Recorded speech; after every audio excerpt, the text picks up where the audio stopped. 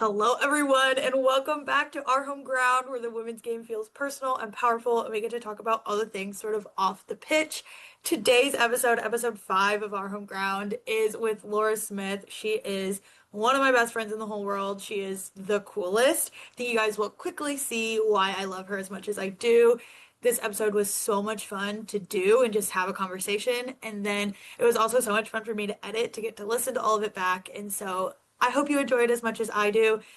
Leave a comment. Let me know what you think. We're also over on social media, so if you want to engage there, I can't wait to hear what you guys think of this episode. I think Laura brought up so many interesting things that I wish we could have dived into even further, but this one's already a little bit of a long one, so tried to get to multiple things. So let me know what you guys think. Thank you again, Laura, for coming on the pod. We are so excited that you're going to be back soon, I'm sure. So everybody, enjoy the episode.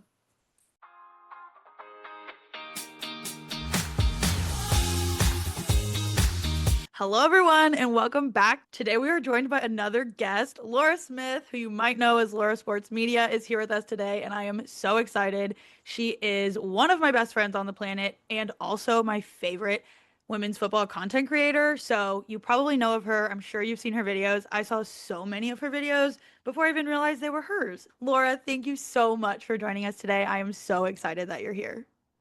Oh my goodness, what an introduction. One of your best friends. I'm Mm. going to ignore that you just said that. It's fine. It's fine. But I'm just going to hear favorite content creator. So thanks so much. Thank you for having me. This is so exciting. I'm so excited to be here. Great. This has been a long time coming. When I originally thought of a podcast, I was going to have you as a co-host.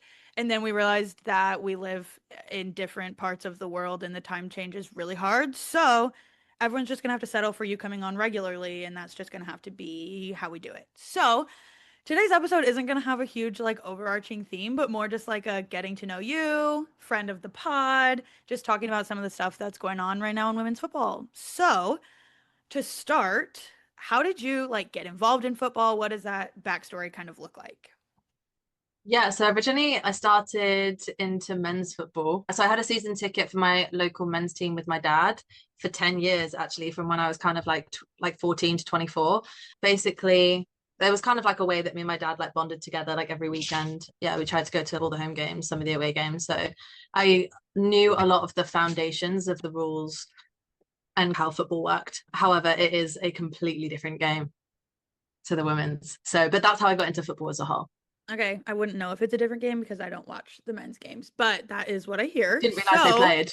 it's, seems like you're probably really into women's football if we have you here on this podcast. Obviously, everyone knows that you are. So, was there like a particular moment, tournament, player, like what brought you over to the women's side if you'd been like going to the men's games for so long? How did you end up where you are now? Yeah, so again, it was my dad. I've got a lot to thank for from him. We're Um, big fans of him over here. So, big fans. He's great. Both my parents are. I take them to both of the games.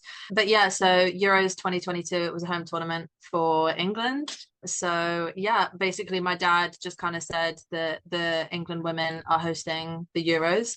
And I think because the men have always like gotten to a final or a semi-final and the whole country gets behind it, it was like really, really exciting because it's like, oh, I wonder if the like same thing's going to happen with the women. Wonder if we're going to have like flags everywhere in the pub garden. Everyone's going to be talking about it at work, and it's exactly what happened. So yeah, basically we bought tickets to a couple of the games. I mean, the tickets were genuinely like 10 or 15 pounds to like every single game. So yeah, so insane. we went to I went to England versus Northern Ireland, which was like 5-0. And then my mum and my dad actually went to Finland versus Spain, which was like 4-0, and it was all headers from Spain. And I remember my dad coming back and he was like, oh, this like I can't remember what number she was, maybe 6 in the middle. And she was like, she's amazing, she's incredible, she's one of the best players I've ever seen. And then we got round to the Ballon d'Or that year and it was like Tana Bonmati. My dad was like, that was her, that's who I saw on the pitch. And I was like, He has a yeah, good it was eye, I crazy. guess. He knows how to spot Yeah. talent. Yeah, literally get him to an agency. But yeah, and then basically we went to the final, which is like my whole personality. And it was absolutely everything. It was so weird to kind of like I went to obviously one of the group stage games. And then as it was kind of building up, the momentum was going and everybody started talking about it at my place of work. and just through like other friends and things like that, and kind of being like, especially when Alessia did her back heel, I think that kind of like made the news, and then everybody was getting on board with it, and it was crazy, and everybody was really, really paying attention to the women's game. So when it got around to the final, not only was it like sold out, but I remember when we got to the Wembley Stadium, we were coming down the steps, and as we were coming down the steps, people were offering us money. So we'd only paid like £25 for our ticket, and literally like 2 months before, when there was hundreds and hundreds of that, like thousands of tickets left. But as we were coming down the stairs, people were offering us kind of like £50 to £100 for the ticket. And then as we walked down Wembley Way, there was literally people stood for signs, and it was just getting more and more expensive as we were like getting there. And then right as like we were at the turnstiles to go in, a guy came up to us and offered us £300 for each of our tickets.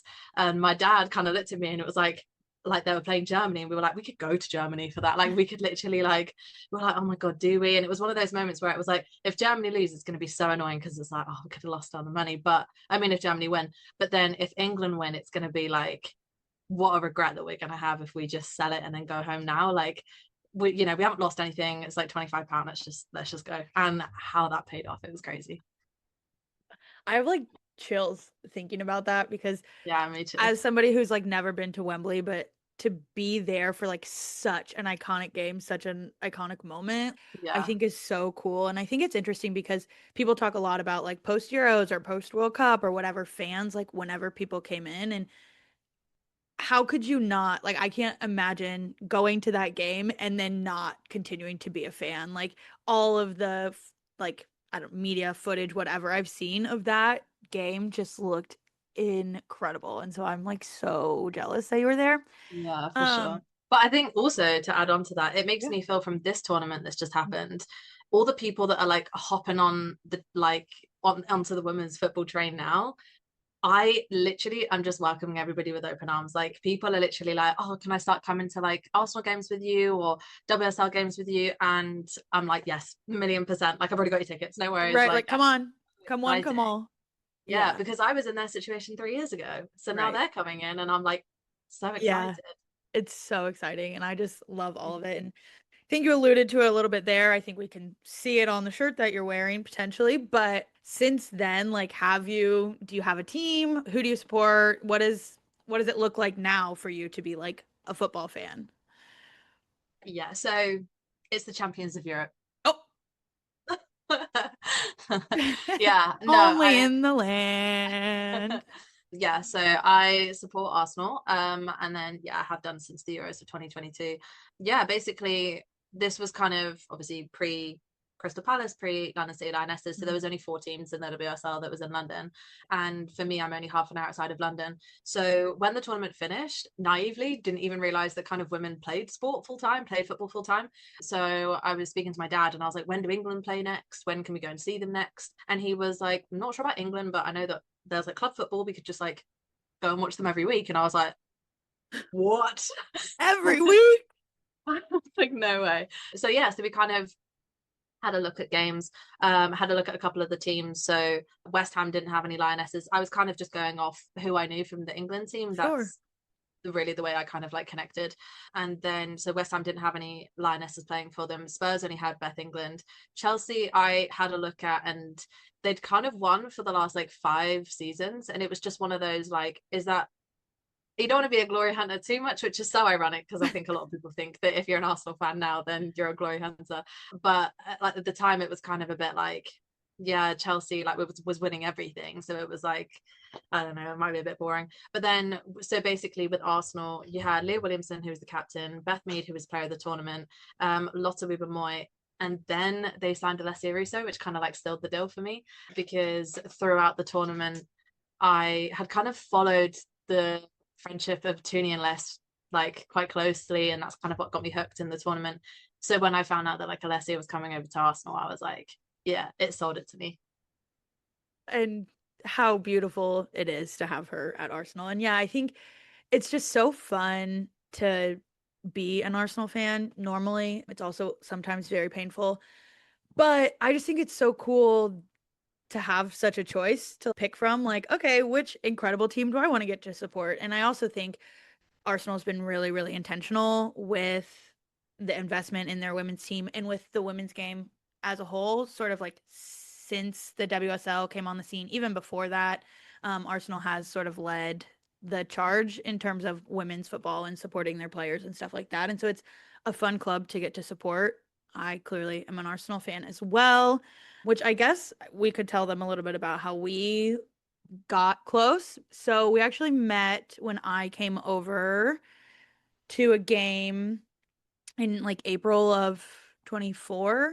So a year and a half ago, I guess. I came over for a game.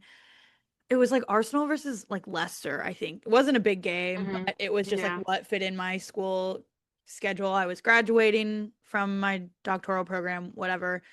And I came over with my really good friend Chandler and had just messaged some people to say like, hey, like I'm coming. Or I think maybe even I posted a TikTok and was like, hey, like I'm coming. How do you do a game day? Because game days in the US look very different than game days in England. I had been told, but I'd never been to a game. And then a mutual friend of ours, Amanda, was like, oh my gosh, we should have lunch. And then she sort of orchestrated a bunch of us kind of getting together. And so after the game, we ended up meeting. I'm going to pass it over to you to tell us about that. Yeah, so it's called the Tollington Arms, which is the Arsenal pub. The Arsenal kind of fans have like two pubs. It's the Coronet and the Tollington Arms. And yeah, it was like after the game, I literally had like when I say I popped in for a drink, I think I was there for like 8 minutes. And it was in like April, right? Yeah. April or May. And in May, so literally like 4 weeks later, I was going over to the States to work there for the summer for 3 or 4 months. So I heard this like American accent and I was like, oh my goodness, I'm gonna have to like talk to her. So I was just like, oh, I'm coming over to America and I was so excited. So I was like, I'm coming over in like 3 or 4 weeks time. And then turns out the where I was going to work was on the same time zone as you. So we literally just exchanged Instagrams and then that was it. You very kindly made so many friendship bracelets, which my cousins absolutely loved who I was there with. Um, Genuinely, I think they took like 2/3 of them. It was crazy. And we've still got I'm them. We still wear I'm them to games. I'm very glad that they did. I didn't want to fly them all back home. Yeah, so basically it was just like a very, very quick introduction. And then I basically came to the States to work. I landed, I put it on my story that I was basically going to go off grid because it was the Olympics in Paris, which is obviously only 2 hours away. So a lot of other creators Mhm. were either going to the tournament or would be posting stuff about it. So I just kind of had to like let people know that I was going to go completely off grid for like the next 3 months. So I'd said that I'd like landed in the States and that I was going to go offline. And then you replied to that and very kindly basically just said that if I was struggling with any time zones that I couldn't speak to my friends and family back home, then you were on the same time zone and that you would always be there if I needed anything, which was so kind considering I'd met you for literally 8 minutes the month Like before. I think I came on a little strong, but here we are. It worked out for No, me. it genuinely meant the most. And it was crazy because, yeah, basically, kind of about a month or two later, you had sent me a message and, yeah, basically had just said that have you seen that Arsenal women are coming over here on a preseason tour and they're coming to DC with Chelsea? And I was like, you're kidding me because I missed Arsenal so much. And it was, yeah, I'd like where I was working, there wasn't really many two people that was into women's football. So I felt very on my own. I was really just connecting with a lot of people like online. And I was away for like 3 months, which is the longest time I've been away. So it was almost kind of having like it was sounds really parasocial, but almost kind of having like my friends, like people that I see every week Mm. come after I hadn't seen anybody from home for like 3 months. So yeah, it was really, really nice. And then yeah, basically you said to about you and Chandler, who had also come over in London, that you guys were going to get tickets. You bought a ticket for me, and then we booked an Airbnb. And then I flew down from New York. You flew over from wherever you guys were, and then we spent literally like 3 days. We had like one day in DC, one day at the game, and then the next day we all left. And it was still a weekend that we talk about now. It was amazing. It was everything. It's really, and we always joke, it's like the TikTok sound that it was like, how long did it take for you guys to become friends? About 4 minutes. Like it genuinely, we talk about that regularly. Just like you're saying, just back with people who care about the same things as you, are interested in the same things as you, quote the same YouTube videos as you, right? Like all of that. So, Yeah.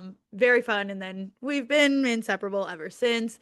And we did get to spend 10 days together in Switzerland enjoying the women's Euros. And I haven't shut up about that either. So there we are. But yeah, I think you've talked a little bit about it, but the last episode Allison was on, we talked about what it's like to try to find community in women's football when you're not there. And you're talking a little bit about it here with meeting up in DC with us and all that. But how do you find community when you can go to games every weekend or almost every weekend or whatever, when you're really in it and have the teams accessible? What does finding community look like for you?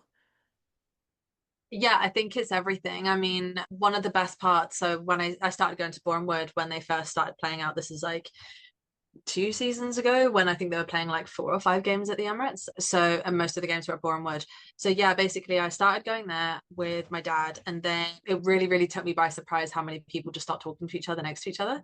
It was crazy. People just immediately start having conversations, and oh, you a Euros fan as well, and who's your favorite player? And Mm. did you see that they posted this at the weekend and throughout the week and things like that? And when I became a fan, it was kind of as all the big players were coming back from injury. So Viv, Mm. Beth, Leah, Veen as well. So there was so many like, oh, it might be today. And like, people were all just getting so excited about it, like at the sides. And then in one of the first couple of games, I think I was stood talking to a couple of girls and they asked my Instagram and then they were like, oh, we'll message throughout the week. They kind of sending me like new stuff and vice versa throughout the week. And then it was like, see you next week. Are you doing anything before the game? Do you want to go for lunch before the game? And it was like, oh my God, this is becoming a friendship rather than just like a people that just stand next to each other because they've got tickets next to each other. Mm. So it was really, really nice. I think it really, really hit me how grateful I am and how lucky I am. I went traveling at the beginning of this year for 3 months and I had a real taste mid-season of what that is like because I think when I'd gone away for 3 months in the States, it was off season, so I Mhm. wasn't really missing much. I missed England didn't make the Olympics, so I Who wasn't who who won the Olympics? Just was it you? just asking, just asking. So yeah, it was one of those like I wasn't missing out on seeing my team every Mm. week. So yeah, in my head, like the season wasn't played, football wasn't on.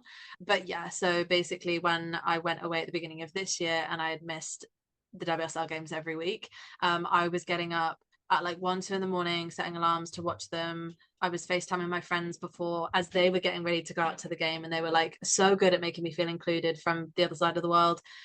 And it really, really hit me like how much I kind of relied on the content creators going to the game to bring me closer to the game. Because I remember me and you having this conversation. Effectively, you're only really showing kind of the team walking out and then right to the last minute and the whistle goes and then thank you for watching. That is like streaming is finished. And then suddenly you're sat alone in a hotel room, like, oh, I felt like I was there and it was like, and you wanted to kind of like hold on to that feeling a little bit longer. So yeah, you really, really tend to rely on the content creators to get all the after match stuff. And even just kind of game day vlogs and things like that, Yeah. just to yeah, to show you what you're missing. Yeah, I think that's also interesting. And I think it's really interesting because you now have both of the perspectives. I Yeah. feel like your like evolution in the women's game, starting from the men's game into the women's, it's all just so interesting because I think you can appreciate so many different perspectives. And so I feel like that gives a lot of like meaning behind a lot of the work that you're doing. And so I think I'm going to put a pin in the work that you're doing and we'll get to that. But I wonder about you were clearly across the world watching games, and I'm wondering what it means for you to like be part of this global women's football community because I know that you like ran into some random people in a pub in Thailand or whatever, like watching an Arsenal game or something, and I know you have friends all over the world. So what does it mean to you to be part of this like global community? What does that look like? It's so, so, so special. It's like I've had a handful of my friends from my like non-football side of my life. So people that I've grown up with, went to school with, met in the States last year that had nothing to do with football, say to me that they wish they had something in their life that they cared about and that just completely like held that like to such a high significance that I do women's football. And I think the people that are close to me that aren't in football know how important it is to me. And it's not just a source of entertainment, it's my friendships and it's work and it's everything. And it's kind of going through adulthood and with the people that I'm stood by my like, that I've got by my side. Yeah, it's crazy. So when I was in Thailand, it was so bizarre. Basically, a lot of the games were evening games because it was going into the Champions League. I was in Southeast Asia, and a lot of the games were kind of like 1, 2 a.m., which was fine because I could set an alarm, watch it for 2 hours, go back to sleep, ready to start my day. It hasn't interrupted. I went traveling with another girl who's not into football at all. Well, she kind of got into it at the Euros, but We yeah, will bring her basically. in inch by inch. We will pull her in. Well, she couldn't really get away from it for 3 months. I mean, I brought it up quite a lot. But I didn't want it to become, even though it's such a big part of my life, I didn't want to force that on her and for us to plan different activities around games. So it was really ideal that it was kind of like at 1 or 2 in the morning because I could just watch it. And it didn't have to affect anyone else. But there was one game, it was the North London Derby that kicked off at midday in London. So that was 7 p.m. in Thailand. And we went out for dinner and we were kind of like just walking back to the hostel. And I had basically just said, like, I'm going to sound so sad when I say this, but this is just not a game that I am willing to not watch. I really want to watch it. It's so big. It's an absolutely massive day back home. It's like, I don't know, it's just everything. It's like with the community, like the Arsenal community in the red and white, like coming down, it just felt like it was like a parade, like everything. It was so big. I knew what I was going to miss out on, and I just wanted to try and watch it, even just all the big pre-match hype before the actual game. So I basically just said, like, after we had like dinner, we were like, right, let's just head straight back to the hostel. And as we were on our way back, the girl that I was with, we walked past this bar, and she was like, is that not that in there showing now? And I looked through the window, and it was basically just like a huge TV, and they were showing all the Arsenal women like warming up. And I was Yeah. like, no way, like that is so, it's so unheard of for English pubs to show women's football games. So to see it in Thailand, I was like, surely not. And I went in, and yeah, basically there was like two girls about my age sat at the table, both in Arsenal jerseys, like with the women's names on the back. And I was like, oh my God, we're everywhere. Like that. Arsenal are massive. Arsenal are I was like, massive. I just couldn't believe it. I was like, we are literally in the middle of Thailand, and it wasn't Bangkok, it was like right up north. Like it was so bizarre. And I walked in, and literally, I think we went to go and sit at a table nearby. And yeah, basically overheard these girls talking, and then they overheard me talking, and they kind of just like hollered over, and they were like, are you an Arsenal fan? Because I wasn't wearing anything Arsenal. I literally was just in normal clothes. And I was like, yeah, I'm a fan of the women. And they were like, come on over here, bring your chair here now, get around the drinks. So we sat there the whole time, and yeah, I said I had a season ticket, and then they said they had a season ticket, and it was so special. And yeah, I met up with one of the girls for the first time actually, and we went for a drink before Arsenal played London City Lionesses at the start of the season, which was crazy because I Yeah. literally was saying to all my friends, like, this is the girl that I met in Thailand in the pub. But yeah, so that was just like one story. But of course, I've got like friends all over the world. I've obviously you in the States, and then I've got Amanda and Kobe, Meg, Ella, all in Australia, and then I've got friends in Germany as well. So it's crazy that you just feel so connected. And I know that you were saying as well, when you're not physically at the game, there's such a handful of people that you can message that's going to be all sat alone in their rooms as well, watching it as well. And it's then you just don't feel so alone. It's so special. Yeah. I love it. But I do want to talk about sort of the role that football's playing in your life now because I was alluding to this sort of like evolution that's happened. So I was hoping you could talk to me about some of the really cool stuff that you're doing. I did mention that you are my favorite content creator, and so hoping that you could talk to us a little bit about some of the stuff that you do, like for yourself and for fun, for work, for whatever kind of stuff you have going on right now. Of course, yeah. Yeah, so I kind of started out like a year and a bit ago, just posting for myself, little match day vlogs. I wanted to create a little bit more of like a diary entrance with TikToks and Instagrams and things like that, and basically just doing these like vlogs and doing a little match day. This is what I did beforehand. This is what we went to eat, and just making videos with my friends. It was so much fun, a little match day fits and things like that. So yeah, so I started doing that just on my own. And then what was really fun was that as soon as I started putting my face to videos, that's kind of where I started making friends. I think when people realized that I was like kind of mid-20s girl that was like into women's football. I mean, I do it the same now. I see people, and when you get excited that you're like of a similar age and you're going through the same thing and you like the same things, it's like should we be friends? So it's really, really nice. And then, yeah, basically, I think when I went traveling, pre that, I'd always just done it for myself, just as fun. And then when I went traveling, I've really valued the importance of connecting when you're not there. And one of the things that I absolutely loved was all the kind of Sky Sports and WSL style videos of getting to know the players. And in my opinion, the players' job is to like entertain the fans 90 minutes a week, and then the media team is to entertain the fans for the other 6 days of the week and create the hype and pull you in and get you interested and make you have these connections with the players.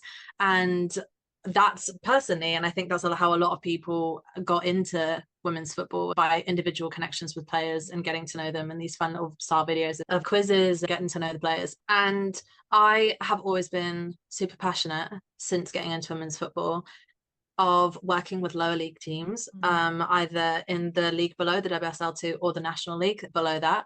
And there's such big gaps between each of them. So I'd probably say kind of like a handful of WSL teams at the moment, even in that top tier, have a really, really strong media team to get you hooked and get you connected to those players.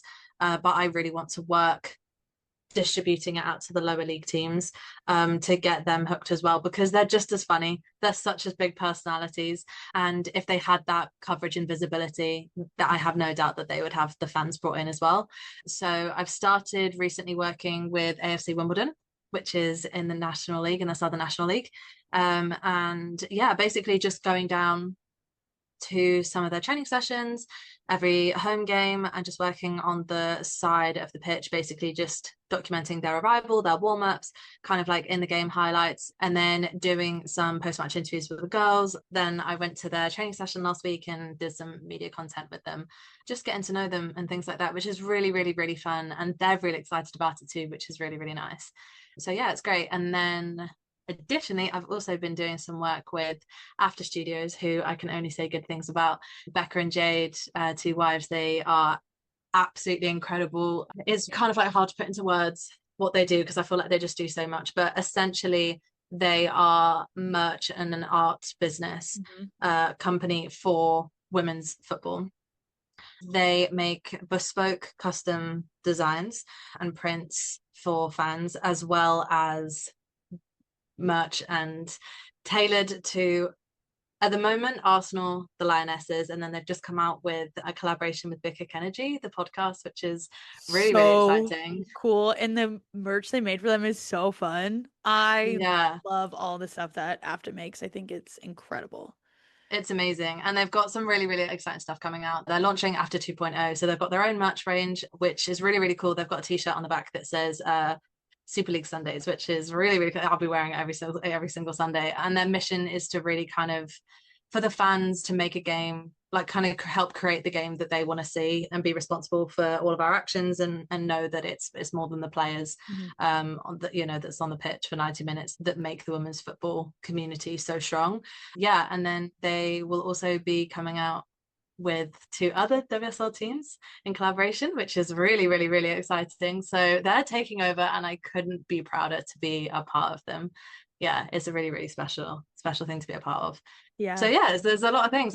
It's really, really fun being part of the social media for different things and just getting as much experience as I can, because it's the passion that fuels it, and everything is helping grow the game and the visibility and the growth. And yeah, it's where I want to be. Yeah, I think it's so super interesting to see the work of After Studios of Becca and Jade, and there are other people doing stuff like this too, but to see how different people can use like their passions and their creativity and bring it into the sport. I never would have thought that there would be a lot of room for like artists in women's football, because I just had never even thought of that. But it Mm-hmm. obviously makes so much sense. Like we want to wear cool merch, we want to wear cool stuff that really represents the personalities of the players. And I think that's what's so cool about what Becca and Jade are often able to do, is they can really capture the personality of the players that they're drawing, or the club that they're working with, or like even the big kick energy stuff. It feels like it really captures the people who are in it. And I feel like that's why so many of us love women's sport, is because of we're like connected to the individuals and the people in all these different ways. And so I love what they're doing, and I love that you're involved with them and seeing them give you opportunities and like push you and stretch you in different ways, I think is so cool. And only amazing things to come from there. I'm positive about it. As you think about this new work that you're doing and really getting into this, not just here as strictly a fan, but sometimes working and other things as well, while also being a fan of the sport, do you think that starting to work in the sport has changed the way you experience it? And if so, how? And if not, that's also fine. But what do Yeah, you I think? think I think specifically when I first started getting into it, I noticed that the videos that were doing really well were the individual players' reactions to comebacks.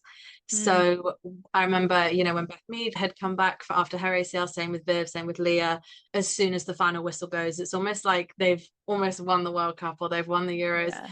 The whole bench floods onto the pitch. Everybody's like lifting them up. It's so exciting. And I think with documentaries like Arsenal did with Beth and Viv, Mm, as fans, you feel so involved with that as well. And I mhm, know that Arsenal are really good at kind of giving kind of like weekly updates and being mhm. like, they're now running on a treadmill, they're now Yeah. running without gravity, and they're now running on a pitch, they're now running Mhm. with a ball. Like it's really exciting. So when you're there firsthand to see them make their comeback, it just makes it all the more special. But I remember speaking to you, and that's what you said. That is one of the things that you do not see on the streams. It kind of shuts off after 90 minutes, and you almost start to see like a little teaser of the bench kind of coming onto the pitch, and then it just closes and it's thank you very much for watching. So then you go straight onto TikTok and Twitter and everything like that, and you start to look for all those videos that people are recording in the stands. So I think definitely when a big moment like that happens, you want to be on it, and just to kind of like bring, it's funny because it's almost like I go with the intention of recording it for you and the girls in Australia. And then it's always like, why not just show the whole world and just post it on TikTok? It's really, really special. But yeah, I think it doesn't involve the game too much in the 90 minutes because there's a lot of restrictions with the streaming services, with having like a lot of fans can't post a lot of the, like they can't post anything between the when Mm, the whistle blows either side, so you can't post anything like that, which really is really nice to like help you stay present and you're watching everything. So it is really nice. But yeah, in terms of like warm-ups and get in contact with like match arrivals and all my friends and things like that, I try not to make it too formal. I want to try and make it like really fun. A lot of people that I go with aren't creators, they don't necessarily want to spend a long time mm. filming stuff for it. It'll almost be as we're walking, it's a quick 0.5 and things like that, just to be like everybody, like everybody, it's all really exciting. Yeah, so I think it's really special. Nobody has to act anything, there's no script, it's just very natural. And so many people really appreciate the like roundup at the end of it. Mm. So if I post it later that day or the next day, it's really a nice memory for my friends to look back on as well. Absolutely. And I do think it does help those of us far away feel connected to the game because I do want to see the moments of like them hugging each other after a crazy goal or a comeback or something like that. Like those kinds of things are so fun. And that's where we get a glimpse into the personalities of these people, the friendships, all of those kinds of things that I can't see normally unless somebody like you is out there like recording it and putting it out there. And I mean, the players repost these kinds of things as well, and so I think that they appreciate seeing those things too. Like Yeah. the clubs can only send so many media people to each event, and they're only going to catch so much, and so having other people out there doing it too, I think is probably fun for them. Yeah, I But remember one of my like most viral videos on TikTok was, it was like the England Sweden game, and it was supposed to be the game that they'd hyped up for Leah Williamson to make her like England comeback at, which she didn't come off the bench, but she basically had spent 90 minutes directly in front of me warming up on the side, and it was one of those, the score, I want to say the score was 1-1. I think I that's right. think Yeah, I it think was they a tied. really tight game. Yeah. But it was really funny because basically one half she was like itching to get on the pitch, and it was so funny. And obviously the camera, like the actual TV camera, isn't picking up any of this because they're focusing on the game. And yeah, basically I made this very short video of this compilation of Leah like lunging forward and jumping up and clapping for the girls and pointing to the goal, and and all this different stuff. And then the next week she brought it up in an interview that she'd seen the video. And I remember a lot of my friends sent it to me. I think the interviewer had asked something along the lines of like, oh, we've all seen you on the side of the pitch, and you know, like you were just like us in the stands, and you were really, and I was like, no way. And she was like, yeah, we saw that video, and I was like, I couldn't believe it. But yeah, and then another video that I filmed at the Euros after the crazy game with the penalty shootout against Which one?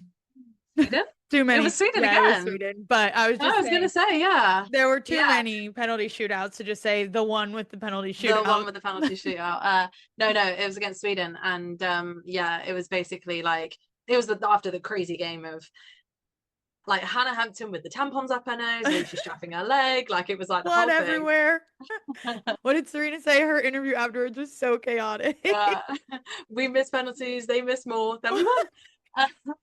But yeah, so basically there was like when they were walking around the pitch at the end, I just filmed Chloe Kelly and Lucy Bronze doing a little dance.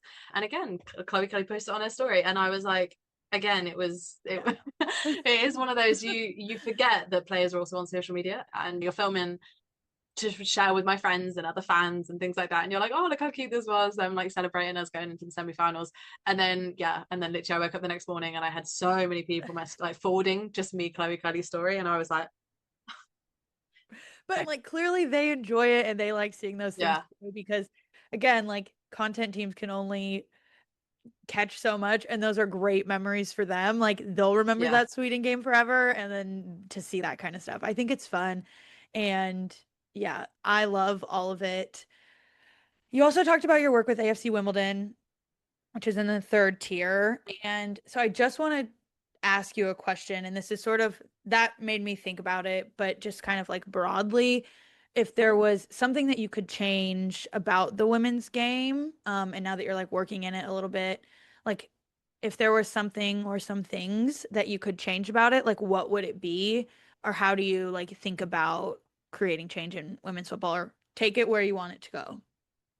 Okay, this isn't something that I would single-handedly be able to change, but the Well, change that I would want to see. I'm asking you to solve all the problems right now. So Listen, I'm not Michelle Kang, so I don't know I'll what you call want me her. to do. I'll just call her. It'll be fine. Yeah, for sure. The investment and the funds and the resources, I think, is such a big thing. Coverage and visibility is getting there. It definitely is Mm. definitely getting there. And just respect for the game as a whole. I think the Lionesses have proved that time and time again, as well as so many other teams, that it's worth paying attention to. They're Mhm. worth watching. They're strong. They're powerful. I am strong. I am powerful. But yeah, so and it's so entertaining. I mean, if those penalty shootouts didn't tell you anything about women's football, it's entertaining. But yeah, so for sure, like the investment and the funding and the resources. Yeah. I think I remember seeing earlier this week Lena Oberdorf was speaking about it, and she Mm-hmm. touched on it and had said that they're not asking for the pay to be equal to the men. They just want the pay to be enough to for them to just to focus on football and not have to worry about a lot of things. So I know that this season Nike is doing a lot. They are providing football boots and football gloves to anyone who doesn't have sponsorships in the WSL, which is massive, because I know that I can't remember quite the statistic last year, but it was a very large percentage of players that had to pay for their own boots and pay for their own gloves, and they go through a lot of them. Yeah. So it's just one of those extra things that they've got to think about, take into consideration, they've got to budget for. So it's really, really cool that Nike are doing that. Ashley Hinks is the captain of AFC Wimbledon, and she has touched on it in an interview recently as well. Even just something so simple, they have brought in, especially for WSL 2 teams, a salary minimum. Mm-hmm. But, and even though at like a very kind of like distant perspective, that's fantastic.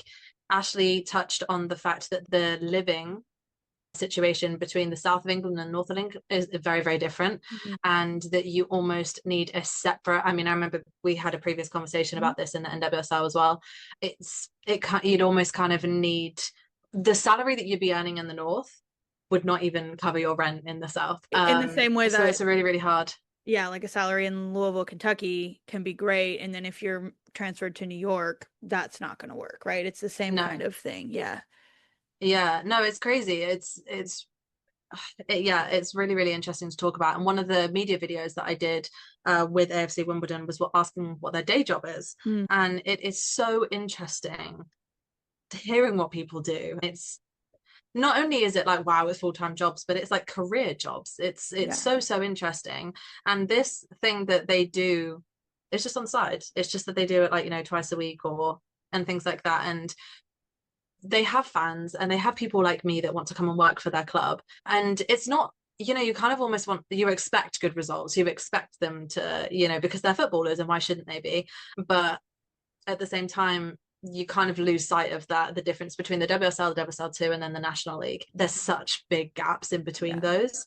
And then even just personally, I've spoken to so many people freelancing in football, and it's kind of this common theme that so many people are like, oh, we're not going to be earning for years. We're not going to be earning like a Mm, sustainable wage, or you're not going to be able to get in this like a job in this industry for years.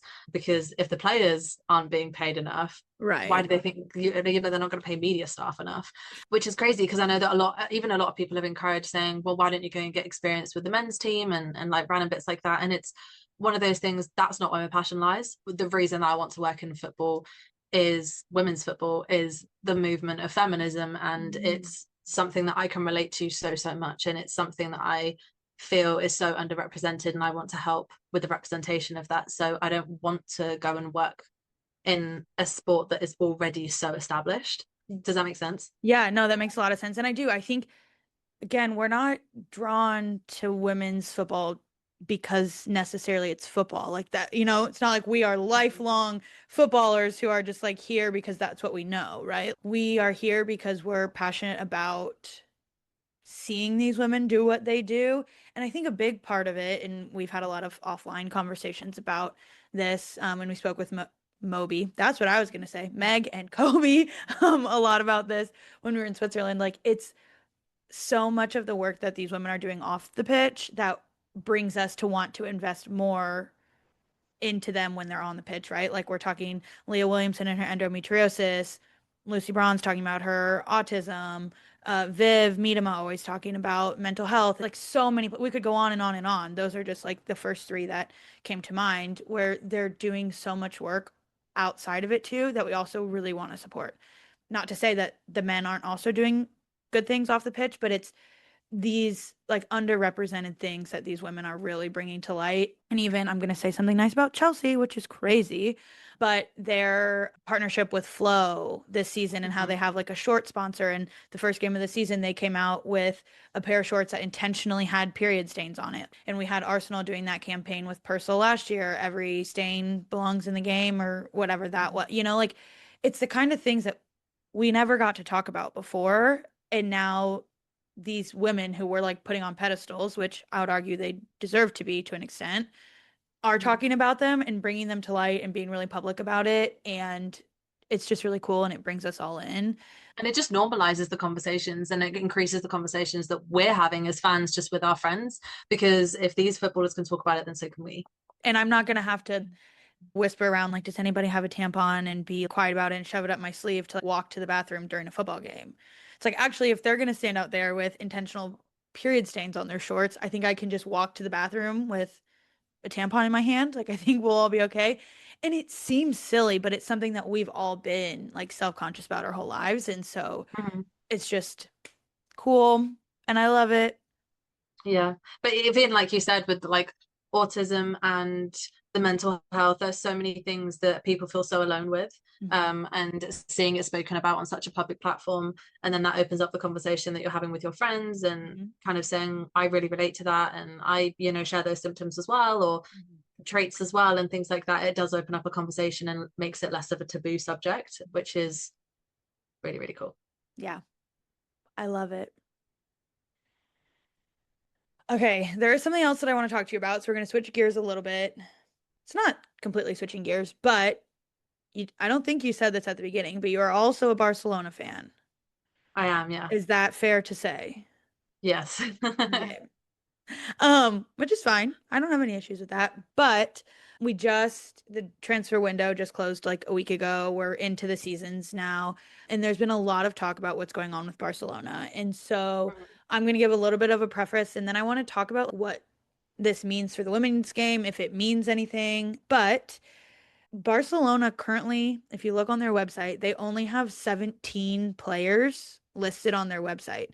Keep in mind, 11 players are playing on the pitch at a time, so that only leaves 6 players who are not playing, who are listed as first team members on their website. Barcelona has historically, since they became professionalized, the women's side in 2015, they've won the league 6 times, the Champions League 3 times. They've reached 5 consecutive Champions League finals. They've won the Copa de la Reina 7 times, the Catalan Cup 5 times, and the Spanish Super Cup also 5 times, just since 2015. They have more awards that they won before that, but this is just since professionalizing. They also have 2 Ballon d'Or winners. Oh, do they just have 2? I was really only thinking of Alexia and Aitana. They each won it twice, so 4 consecutive Ballon d'Ors have been won by players on Barcelona's team. So they've been dominant in certainly Spanish women's football, but like across the board, their team has dominated women's football. They now have 17 players listed on their roster because their men's team got in trouble with La Liga's financial fair play rules, which essentially just say you can't spend more money than you're making. Boiling it down super, super Mm-hmm. simply, that's what they're saying. You can't spend more than you're making because they're trying to protect clubs from getting in really bad financial situations, which Barcelona is in. The Mm-hmm. complicating factor is that Barcelona is more than just a men's soccer club. They also have a women's team, and there are other clubs and other sports also under this Barcelona title. Like they have basketball, futsal, a couple of other ones. Mm-hmm. All of those teams are now suffering because of the men's team being in a poor financial situation. I want to focus on the women's team because they have been so dominant in women's football for so many years now. And just like, what are your initial thoughts? How are you thinking about this? I think as a fan, there's an interesting perspective there. I like Barcelona fine. I don't follow them super closely. I cannot help but recognize how incredible A, their team is, and B, their individual players are. So I just want to get sort of like your feel on the matter and talk about it a little bit.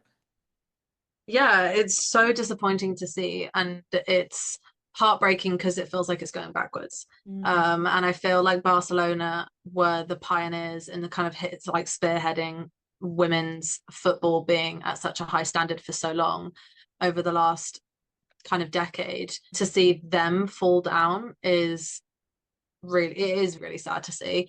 Yeah, I mean, I'm 100% a fan. I have been over to see them before, which is crazy because I went over and you see all of these massive players on the pitch, and at the time Kerry Walsh was there, and it was so bizarre seeing all these massive players, very similar to Arsenal in the sense that majority of their club Mm-hmm. players play for their national team as well. Mm-hmm. So huge squad depth. And I think they had about 5,000 people to the game that I went to. And it was really, really bizarre. It was almost kind of like seeing, like going to Boreham Wood and being like, oh my God, these girls to be like deserve to be in playing in front of like 60, 70,000 people every single week. Like, how are they not doing that? Yeah. So yeah, it was a really, really bizarre thing to see. I think it was a big shock. If we take it back 3 years when England won the Euros Mm-hmm. in 2022, it was a huge catalyst in the growth of club football in England. Mm-hmm. Immediately, I think because it was a home tournament as well, everybody had eyes on England, the Lionesses, the WSL. Immediately, people started, if they can't get to a London game or if they can't get to a Manchester game or their local WSL team, it's almost kind of like there are other teams. There's Mm-hmm. WSL2, there's lower leagues, Mm-hmm.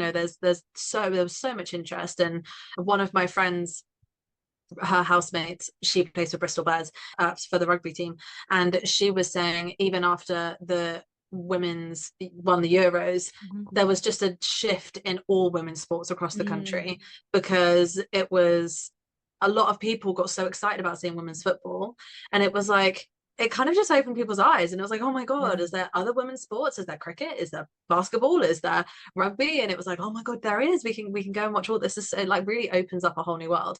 And I think the whole world was expecting Spain to have the same response after they won the World Cup.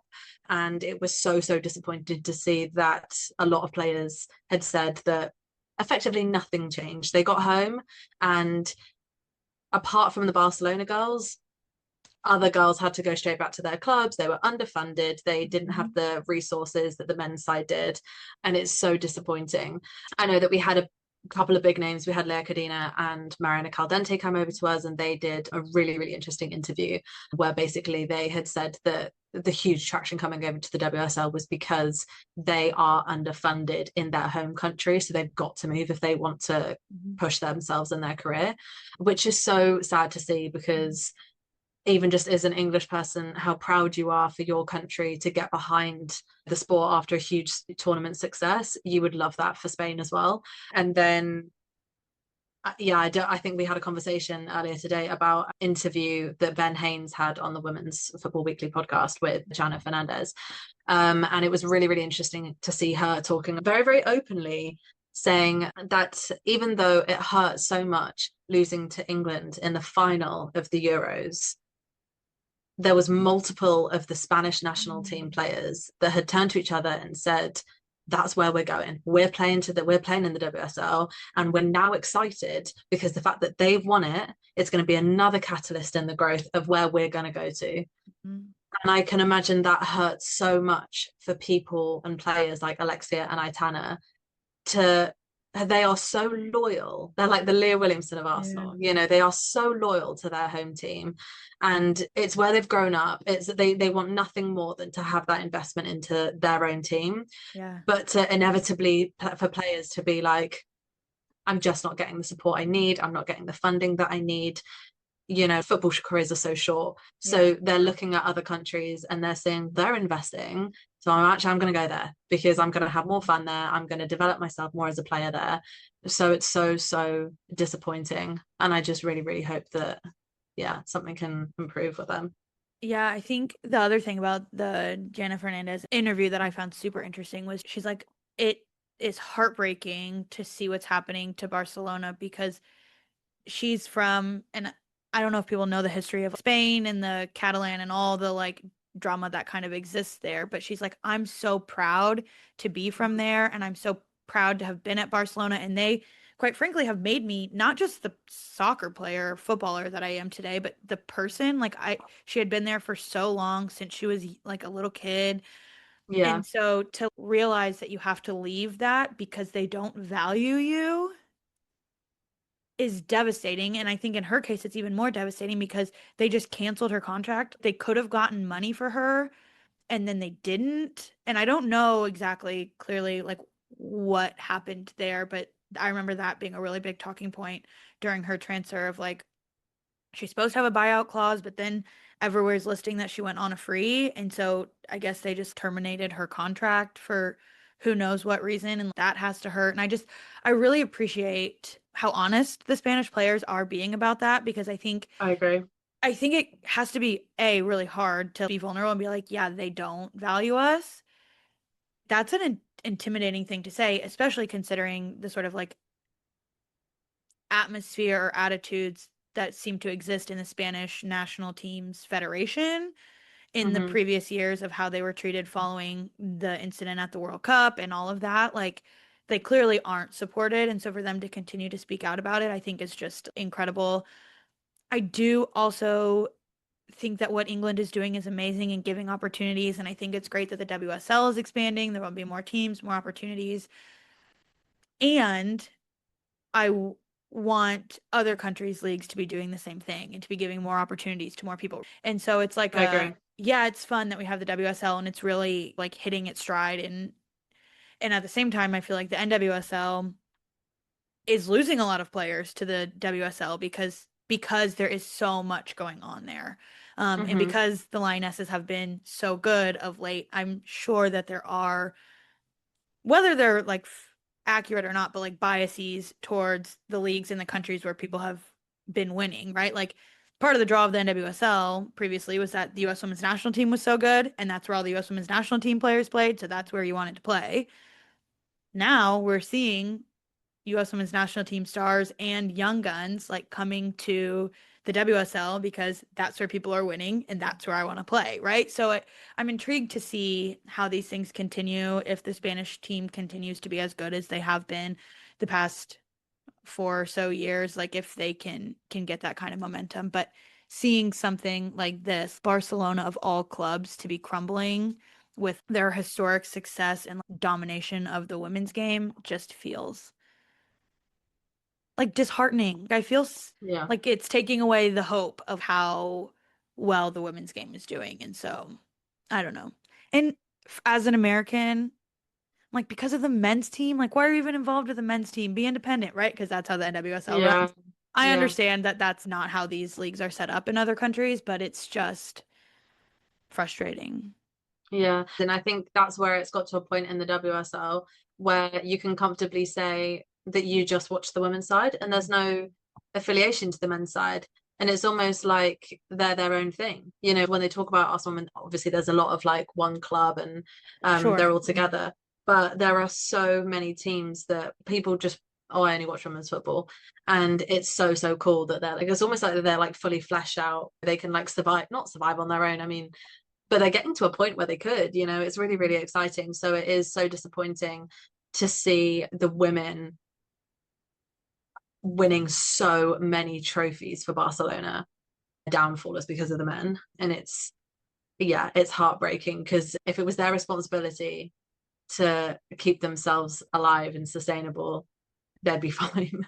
It's really, really Right. sad that you've got to rely on the investing and the funding from the men's side. And the But other hopefully thing, we'll get to a point where that won't be the case. sure, the other thing that I'm concerned about is they still have some of the best players in the world. Aitana Bonmati's there, Alexia Putellas is there, Vicky Lopez, Claudia Pina, Yua. Eva Poke, Caroline Graham Hansen, like there's so And many I from so just many nationalities. so many, yes, not just Spanish, of course, all kinds of stars. And I'm just so worried about player safety and how many games they're going to have to play 90 minutes, 3 times a week, inevitably. Like, that's just not Mhm. sustainable. And so many of those players have already had catastrophic injuries throughout their careers.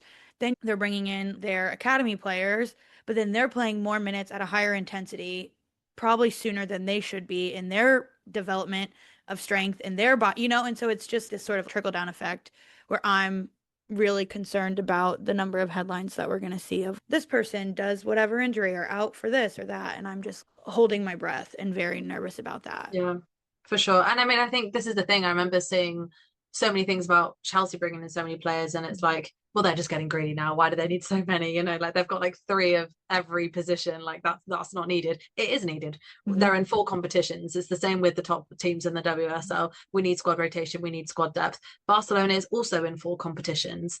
So they need the squad depth and they need the squad rotation. I mean, Yeah. thankfully, we don't have a big tournament next year, but it's scary to see. I mean, even leading up to the Euros this Hmm. year, how many games and even the national friendlies that players weren't starting. People were just Hmm. really, really trying to be careful with injuries. Hmm. And it is so scary because it's like, I really, really want to do well at club level, but the better I do at club level and I push myself and I play 90 minutes twice a week, Hmm. then it's like, I'm not going to do so well at international level. And it's really this whole give and take thing. And it's definitely not healthy at all.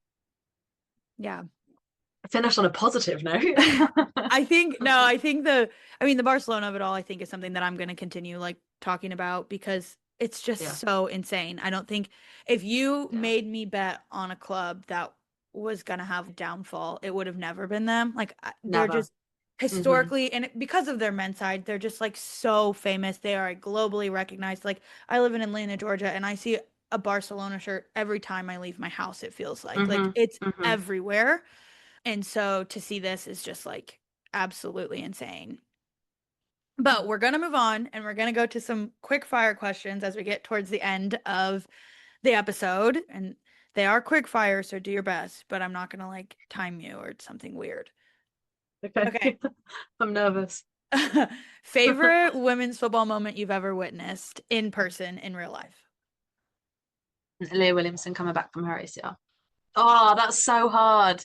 I'd say that, but yeah, there's so many like crazy goals. I mean, also like Tudor scoring at the final in 22. I was winning the Little final in chip, 25. the big chip. Okay, that was a big chip. Okay, fine. But You're at yeah, I both think Euros for me, like finals my where they you were at both Euros okay. finals where they won. We get it. I'm No, just kidding. I'm gonna stick with Leah Williamson making her Leah, ACL that's a comeback. good shout. Okay. One player you'd love to grab a coffee with. One. One. But I actually I think I would said say two when I answered this, but you get one. this is such a rogue choice. I'm gonna say Vic Palova because I just don't think I'd stop laughing. Okay, I think that's probably. I just woke up. I just I just woke up. My brain. I think she's just so funny. Maybe her or Alessia. I think I'd be able to have a so like I would just be there for hours. She's such an interesting person. Yeah, I completely agree. I feel like you'd have a Or great both. girls. Are you available? Dream match that you'd travel across the world to see. Oh, that's hard. Do you know what's so hard is that it would have been Arsenal versus Barcelona, but to go for that weekend, it was like £1,000, and I was like, I can't do Same. it for like genuinely 2 nights. I was like, I just can't do Yeah. it. I'm gonna say if they played that again, I would go. Okay. Hmm. If you could describe the women's soccer or football community in 3 words, what would they be? Home. We haven't even shown. We haven't even shown it. Laura and I have matching home tattoos. That's Okay. all we talk about is that we feel at home here. Home, special, and a movement. Oh, okay. I like those. All right, final one. What is your favorite goal of all time? I'll say Tooney's big chip. Oh, It got everything started, it was like when yeah. it took us to like 1-0, it was, and I was right behind the goal when it happened. So, and really, I remember, oh, I forgot his name. Josh, I want to say he did the Lionesses lives, and he said that it felt like the ball was in the air for about half an hour, and I completely agree with him. Everybody was like, we just couldn't believe we were just waiting for it to go in. So I'm going to say that one because it also just changed everything, and then obviously followed by Chloe Kelly's, yeah, everything. Okay, that's all I have for you.